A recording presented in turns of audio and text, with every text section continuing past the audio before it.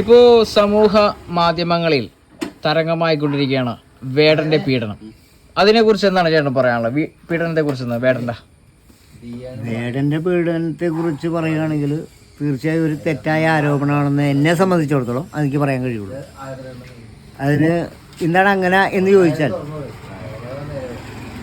വേടൻ ആ ഡോക്ടർ പെൺകുട്ടി വിവാഹ വാഗ്ദാനം ചെയ്ത് പീഡിപ്പിച്ചു എന്നാണ് നമ്മൾ ഈ കഴിഞ്ഞ ദിവസം ടി വിയിലൊക്കെ എഴുതുന്ന ന്യൂസ്. അപ്പോൾ വിവാഹ വാഗ്ദാനം ചെയ്തിട്ടുണ്ട് എന്ന് തന്നെ ഇരിക്കട്ടെ. വിവാഹ വാഗ്ദാനത്തിന് ഒരു സമയപരിധി ഉണ്ടാവും. ആ സമയപരിധി കഴിഞ്ഞിട്ട് വീണ്ടും മാസങ്ങൾ അല്ലെങ്കിൽ വർഷങ്ങൾ കഴിഞ്ഞിട്ട് വീണ്ടും ആ പെൺകുട്ടിയെ വേടൻ വീണ്ടും ബലാത്സംഗം ചെയ്തു എന്ന് പറയുമ്പോൾ അത് വിശ്വാസയോഗ്യമല്ല.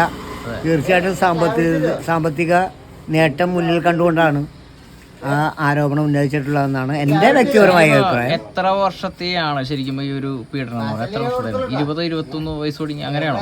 അല്ലെങ്കിൽ 21 വയസ്സ് തുടങ്ങി ആണ്. 21 വയസ്സിലാണ് ഇപ്പോഴത്തെ നിയമം അനുസരിച്ച് പ്രായപൂർത്തിയാവുന്ന ഒരു പെൺകുട്ടി.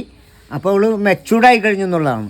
ആ മെച്ചൂർഡായ ഒരു പെൺകുട്ടിനെ പീഡിപ്പിച്ചു എന്ന് പറയുന്നതിൽ 3 വർഷത്തോളം പീഡിപ്പിക്കുക എന്നുള്ള അനുമതി ഇല്ലാതെ നടക്കില്ലല്ലോ. ഒരിക്കലും നടക്കില്ല. ആ സ്ത്രീയുടെ അനുഭവത്തോടും സമ്മതത്തോടും കൂടെ തന്നെയാണ് പീഡനം നടന്നിട്ടുള്ളത്. ഇതില് പ്രേക്ഷകരുടെ ഒരു ഭാഗത്തുനിന്നും ഉണ്ടാവുന്ന ഒരു കാര്യം, ഇപ്പോൾ വേടനെ ഇത്ര മണിക്കൂറിന് 6 ലക്ഷവും അല്ലെങ്കിൽ 5 ലക്ഷവും ഒക്കെ ഫണ്ട് കിട്ടുന്നുണ്ട് അദ്ദേഹത്തിന്റെ ജോലി പ്രകാരം.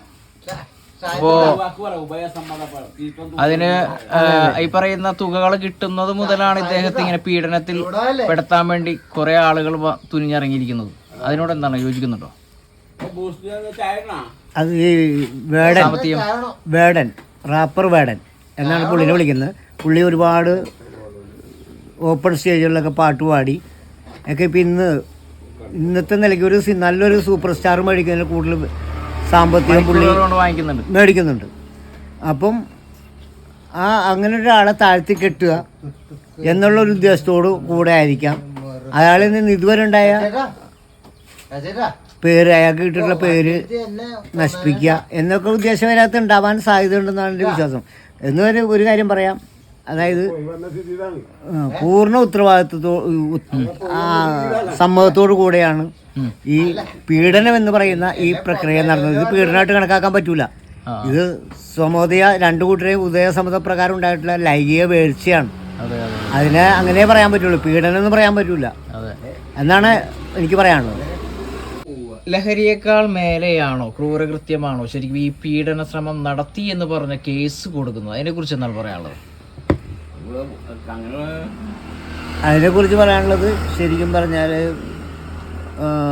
ഇപ്പം നമ്മളുടെ കഴിഞ്ഞ ഇതിലൊരു സിനിമാ ഫീൽഡിൽ നടന്ന പീഡന ശ്രമങ്ങളെക്കുറിച്ച് ഒരു case, Hema commission report. Hema commission മുമ്പാകെ പല യുവനടിമാരും ഹേമ കമ്മീഷനെ സമീപിച്ച് തങ്ങൾക്ക് ഒരുപാട് ദുരനുഭവങ്ങളുണ്ടായി, പലരും ഞങ്ങളെ പീഡിപ്പിച്ചു, ഞങ്ങളുടെ സ്ത്രീത്വത്തെ അപമാനിക്കുന്നവർ സംസാരിച്ചു എന്നൊക്കെ പറഞ്ഞ് പലരും മൊഴി കൊടുത്തു ഹേമ കമ്മീഷൻ മുമ്പാണ്. പക്ഷേ ഇന്നിപ്പോൾ ഹേമ കമ്മീഷൻ്റെ ആ കൊടുത്ത മൊഴിയുടെ അടിസ്ഥാനത്തിൽ കേസെടുക്കാൻ തീരുമാനിച്ചപ്പോൾ എന്താണ് സംഭവിച്ചത്? ഇന്ന് നിലവിൽ ആ കേസ് ഉണ്ടോ? അന്ന് നമ്മൾ അന്വേഷിക്കേണ്ട കാര്യം. കാരണം ആ കേസിൻ്റെതായ വശത്തേക്ക് തിരിഞ്ഞു എന്ന് കണ്ടപ്പോൾ ഇവരെല്ലാവരും പിൻവലിഞ്ഞു. കാരണം എന്താണെന്ന് വെച്ചാൽ, ഈ ഹേമ കമ്മീഷൻ റിപ്പോർട്ട് അനുസരിച്ച് കേസ് മുന്നോട്ട് പോയാൽ പലരെയും പൊയ്മുഖങ്ങൾ അഴിഞ്ഞ് നിലത്ത് വീഴും. കാരണം ഇത് എന്തിനു വേണ്ടിയിട്ടായിരുന്നു ഈ പ്രഹസനം എന്നുള്ളതിനാൽ അന്വേഷണങ്ങളുണ്ടാവും. അപ്പോൾ ഇവർ മുഖാന്തരം പല ജീവിതങ്ങളും പല കുടുംബങ്ങളും നശിച്ച് നാരായണായി പറയ്ക്കുന്നൊരവസ്ഥയിലും എത്തിച്ചിട്ടുണ്ട് ഇവർ. അപ്പോൾ സ്ത്രീകൾക്ക് സ്വാതന്ത്ര്യമുണ്ട്. എല്ലാ സമൂഹത്തിനു മുമ്പിൽ എല്ലാ സ്വാതന്ത്ര്യവും സ്ത്രീകൾക്കുണ്ടെന്നെങ്കിലും ചില സ്ത്രീകൾ തങ്ങൾക്ക് കിട്ടിയിട്ടുള്ള സ്വാതന്ത്ര്യത്തെ മിസ്യൂസ് ചെയ്യുന്നവരാണ്. അവരതിനെ ദുരുപയോഗം ചെയ്യണം. അത് ഈ സമൂഹത്തിൽ ഇന്നും നിലനിൽക്കുന്നൊരു സംഭവം തന്നെയാണ്. കാരണം ആരെങ്കിലും ഒരു വ്യക്തി അവൻ്റെ പ്രയത്നം കൊണ്ട്, അല്ലെങ്കിൽ അവൻ്റെ കലാപരമായ കഴിവുകൊണ്ട്, അല്ലെങ്കിൽ അവൻ്റെ കായികമായ കഴിവുകൊണ്ട് അവൻ തന്നെക്കാൾ ഉയർന്നു വരുന്നു എന്ന് കണ്ടു കഴിഞ്ഞാൽ ചില സ്ത്രീകൾക്കുണ്ടാകുന്ന, എല്ലാവരും അല്ലാട്ടോ, സ്ത്രീ സമൂഹത്തെ മുഴുവൻ ആക്ഷേപിക്കുന്നതല്ല, എത്രയോ നല്ല സ്ത്രീകളും സ്വന്തം കുടുംബത്തിൻ്റെ എല്ലാ കാര്യങ്ങളും നോക്കുന്ന സ്ത്രീകളും നമുക്കറിയാം. അതെ, സത്യത്തില് ലഹരിയേക്കാൾ വലിയൊരു മൂർച്ചയുള്ള ആയുധമാക്കി മാറ്റിയിരിക്കുകയാണ് ഈ പീഡന ശ്രമം അല്ലെങ്കിൽ പീഡിപ്പിച്ചു എന്ന് പറയുന്നത്. തീർച്ചയായിട്ടും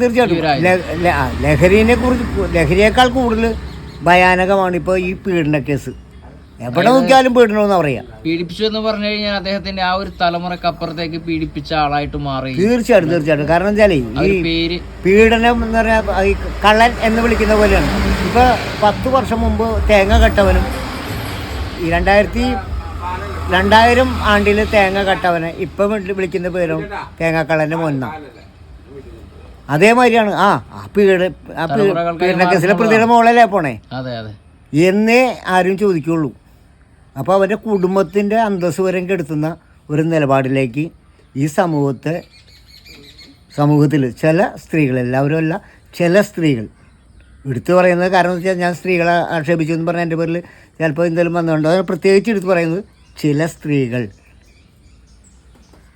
അതിനുവേണ്ടി നടക്കുന്നവരുണ്ട്.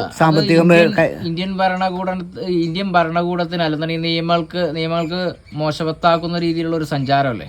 തീർച്ചയായും ഇന്ത്യൻ നിയമത്തെ, ഇന്ത്യയുടെ എല്ലാ നിയമങ്ങളെയും കാറ്റിൽ പറത്തുന്ന രീതിയിലും പ്രവർത്തിക്കുന്ന ആളുകൾ ഇന്നുണ്ട്. ഇന്ത്യൻ ഭരണകർത്താക്കളെ പോലും തേജവന്തി ചെയ്യുന്ന സ്ത്രീകൾ ഇന്നുണ്ട്. അധിക്ഷേപിക്കുന്ന ആളുകൾ. അത് സത്യമാണില്ല എന്ന് പറയാൻ പറ്റും.